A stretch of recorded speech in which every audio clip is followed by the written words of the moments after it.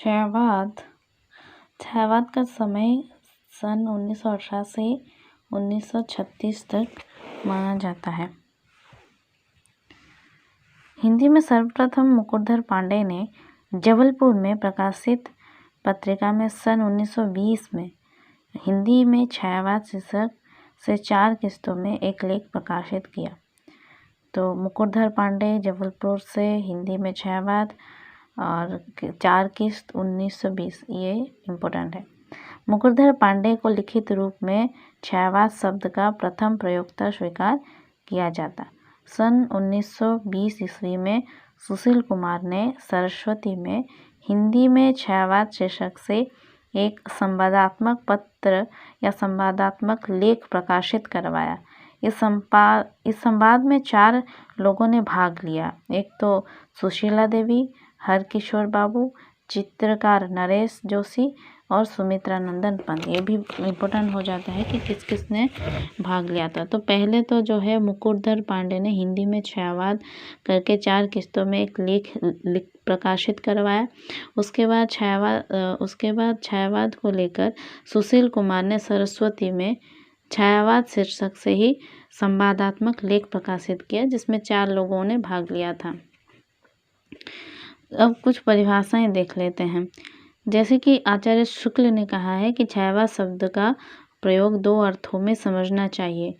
एक तो रहस्यवाद के अर्थ में, जहाँ इसका संबंध काव्य वस्तु से है, अर्थात जहाँ कवि उस अज्ञात और अनंत प्रियतम को आलंबन बनाकर अत्यंत चित्रमयी भाषा में प्रेम की अनेक प्रकार से व्यंजना करता है। छायावाद शब्द का दूसरा प्रयोग काव्य शैली या पद्धति विषय के व्यापक अर्थ में है। एक हो गया रहस्यवाद और दूसरा यानी जहाँ पर अज्ञान अनंत प्रियतम को आलंबन बनाकर वो अपनी भाषा की और अपनी भावनाओं को व्यंजना करता है, लेकिन बहुत ही चित्रमयी भाषा में। और दूसरा जो है काव्य शैली या पद्धति विशेष यानी शिल्प पक्ष से। नंद दुलारी वाजपेयी मानव अथवा प्रकृति के सूक्ष्म किंतु व्यक्त सौंदर्य में आध्यात्मिक छाया का भान मेरे विचार से छायावाद की सर्वमान्य व्याख्या हो सकती है। कि मानव या फिर प्रकृति के जो सूक्ष्म है, लेकिन वो सूक्ष्म है लेकिन फिर व्यक्त यानी जिस सूक्ष्म सौंदर्य को व्यक्त कर सकते हैं या उस व्यक्त सौंदर्य में आध्यात्मिक छाया का भान जो है वो क्या है, छायावाद है। जयशंकर प्रसाद कहते हैं कि जब वेदना के आधार पर स्वानुभूतिमय अभिव्यक्ति होने लगी तब हिंदी में उसे छायावाद नाम से अभिहित किया गया। स्वानुभूति यानी अपनी अनुभूति के अभिव्यक्ति के लिए जो काम किया गया या उसी को हिंदी में छायावाद नाम से जाना गया। ध्वन्यात्मकता, लाक्षणिकता, सौंदर्यमय प्रतीक विधान तथा उपचार वक्रता के साथ स्वानुभूति की विवृत्ति छायावाद की विशेषताएं हैं। ठीक है, इसमें महादेव वर्मा फिर आगे आते हैं। छायावाद तत्वतः प्रकृति के बीच जीवन का उद्गीत है। उसका मूल दर्शन जो है वो सर्वात्मवाद है। डॉक्टर नगेंद्र का कहना है, जो कि बहुत ही घिस चुका है ये, छायावाद स्थूल के प्रति सूक्ष्म का विद्रोह है। वह एक विशेष प्रकार की भाव पद्धति है और जीवन के प्रति विशेष प्रकार का भावनात्मक दृष्टिकोण है। रामविलास शर्मा क्या कहते हैं कि छायावाद जो है स्थूल के प्रति सूक्ष्म का विद्रोह नहीं रहा, जो कि डॉक्टर नगेंद्र ने कहा था। तो इन्होंने कहा कि नहीं, अब वो स्थूल के प्रति सूक्ष्म का विद्रोह नहीं रहा, वरन थोथी नैतिकता, रूढ़िवाद और सामंती साम्राज्यवादी बंधनों के प्रति विद्रोह रहा। परंतु ये विद्रोह मध्यवर्ग के तत्वाधान से हुआ था, इसलिए उसके साथ मध्यवर्गीय असंगति, पराजय और पलायन की भावना जो है वो जुड़ी हुई है। और डॉक्टर नामवर सिंह कहते हैं कि छायावाद उस राष्ट्रीय जागरण की अभिव्यक्ति है जो एक और पुरानी रूढ़ियों से मुक्ति चाहता था और दूसरी ओर विदेशी पराधीनता से। उसके बाद डॉक्टर राम स्वरूप चतुर्वेदी वो कहते हैं कि वो छायावाद मूलतः शक्ति काव्य है, पुनर्जागरण चेतना का व्यापक और सूक्ष्म रूप है और अपनी अर्थ प्रक्रिया में मानव व्यक्तियों को गहरे स्तरों पर समृद्ध करता है। अब छायावाद के प्रवर्तक और प्रस्तुता कौन कौन है? रामचंद्र शुक्ल जो है उन्होंने मैथिली शरणगुप्त और मुकुटधर पांडेय को माना है। आचार्य नंद दुलारे वाजपेयी ने सुमित्रा नंदन पंत को माना है। तो यहाँ पे कुछ ट्रिक बनाई थी, जैसे कि नंद फिर इधर नंदन, दो नंद है ना, सुमित्रा नंदन नंद, ये नंद दुलारे, तो नंद नंद करके आप याद रख सकते हैं। नंद दुलारे वाजपेयी, सुमित्रा नंदन पंत। प्रभाकर माचवे, माखनलाल चतुर्वेदी। माचवे यानी नाच के माखन मांग रहे हैं, तो प्रभाकर माचवे, माखनलाल चतुर्वेदी।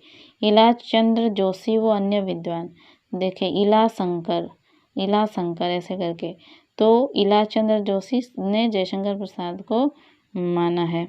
छायावादी कवि अगर देखें तो छायावाद के कवियों में आप तो जानते ही हैं कि जयशंकर प्रसाद, सुमित्रा नंदन पंत, सूर्यकांत त्रिपाठी निराला और महादेवी वर्मा आते हैं। तो ये चतुष्टय के नाम से जाने जाते हैं। तो इसमें बृहत्त्रयी अगर देखें तो वो ब्रह्मा विष्णु महेश है। तो किस तरीके से ब्रह्मा विष्णु महेश और किन कवियों को माना गया? तो यहाँ पे ब्रह्मा जो है जयशंकर प्रसाद को माना गया, विष्णु सुमित्रा नंदन पंत को और महेश सूर्यकांत त्रिपाठी निराला को माना गया है। छायावाद की लघुत्रयी में महादेवी वर्मा, राम कुमार वर्मा और भगवती चरण वर्मा आदि हैं। जयशंकर प्रसाद का संक्षिप्त जीवन वृत्त अगर हम देखें, अब स्पेसिफिक कवियों के ऊपर देखते हैं, तो इनका जन्म जो है 1889 है और मृत्यु जो है 1937 है। पिता और माता, जो इनके पिता थे वो देवी प्रसाद था उनका नाम, और माता का नाम मुन्नी देवी। गुरु अगर देखें तो वो मोहिनी लाल है। बाल्य नाम जो है झारखंडी या कलाधर है। जयशंकर प्रसाद की महत्वपूर्ण काव्य कृति उर्वशी, एक तो उर्वशी है दिनकर की जो चंपू काव्य मतलब खंड काव्य है, और ये जैसे कि आपका उसका प्रकाशन 1961 था और इनका जो है 1909 है। वन मिलन 1909, प्रेम राज्य 1909, अयोध्या का उद्धार 1910, चौकस 1910। यहाँ पे बबरू वाहन, कानन कुसुम, कुछ डेट्स जो है वो सन गलत रहता है तो थोड़ा देख लीजिएगा। कानन कुसुम 1913 और प्रेम पथिक 1914, महाराणा का महत्व 1914, चित्रधार 1918, झरना 1918 इम्पोर्टेंट। महाराणा का महत्व, कानन कुसुम, प्रेम पथिक ये सब इम्पोर्टेंट है। चित्राधार, और उसके बाद आपका लहर 1933 और आपका कामायनी 1935। जयशंकर प्रसाद की प्रथम जो कविता है वो सावन पंचक है, जिसका प्रकाशन सन 1906 में भारतेंदु पत्रिका में कलाधर उपनाम से हुआ। तो प्रथम कविता अगर देखें तो सावन पंचक 1906 में भारतेंदु पत्रिका में कलाधर उपनाम से आता है। जयशंकर प्रसाद की प्रथम छायावादी कविता जो है वो प्रथम प्रभात है, जिसका प्रकाशन 1918 में प्रकाशित हुआ, जो कि झरना में संकलित है। जयशंकर प्रसाद की प्रथम पुस्तकाकार रचना अगर हम देखें तो वो उर्वशी है और यह चंपू काव्य है। और खड़ी बोली में जयशंकर प्रसाद का प्रथम काव्य संग्रह जो है वो कानन कुसुम है। जयशंकर प्रसाद द्वारा जो रचित झरना है उसे छायावाद की प्रथम रचना स्वीकार किया गया है और इसे छायावाद की प्रथम प्रयोगशाला भी कहा जाता है। अंडरलाइन। जयशंकर प्रसाद का जो आंसू है उसमें 133 छंद का विरह प्रधान एक स्मृति काव्य है। कौन सा? आंसू। और इसमें इसे हिंदी को मेघदूत कहा जाता है। जयशंकर प्रसाद का जो चित्रधार है ना वो ब्रजभाषा में लिखी कविताओं इसमें संकलित है। प्रेम पथिक में जो है वो प्रथमतः ब्रजभाषा में सन 1909 में लिखा गया था और इन्होंने खड़ी बोली में इसका अनुवाद 1914 में किया। जयशंकर प्रसाद का जो कामायनी महाकाव्य है उसमें 15 सर्ग है। अंगिरस यानी मुख्य रस जो है शांत है और दर्शन इसमें समरसतावाद और आनंदवाद है। मुख्य पात्र देखें तो मनु, इड़ा और श्रद्धा कुमार। मुख्य छंद है त्राटक छंद। कामायन के सर्ग चिंता, आशा, श्रद्धा, काम, वासना, लज्जा, कर्म, ईर्षा, ईड़ा, स्वप्न, संघर्ष, निर्वेद, दर्शन, रहस्य और आनंद। मनु जो है वो मन का प्रतीक है, श्रद्धा जो है वो हृदय का प्रतीक है, ईड़ा जो है वो बुद्धि का प्रतीक है और मानव का प्रतीक जो है वो कुमार जो है वो मानव का प्रतीक है। ईड़ा बुद्धि का, श्रद्धा हृदय का और मनु मन का। आचार्य शांतिदेवी द्विवेदी ने कामायनी को छायावाद का उपनिषेध कहा और जयशंकर प्रसाद को प्रेम और सौंदर्य का कवि माना जाता है।